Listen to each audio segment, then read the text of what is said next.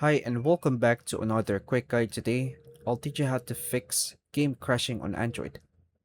Game crashes on Android can interrupt your gameplay and affect performance.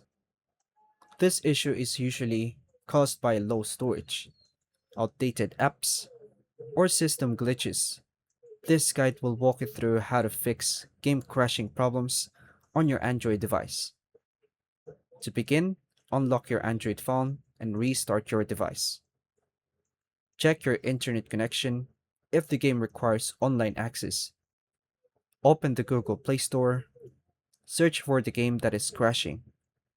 Tap on the game, tap Update if an update is available. Go to your phone settings app, tap Apps or Apps and Notifications. Go to All Apps, find and select the game, tap Storage and Cache. Tap Clear Cache to remove temporary files. Make sure your device has enough storage space available. Close background apps running on your phone. Check your Android system updates and settings.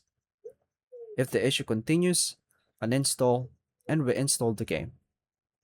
Tip: lowering in game graphics settings can also help prevent crashes on lower end devices. And that's all for now, folks. Thank you for watching.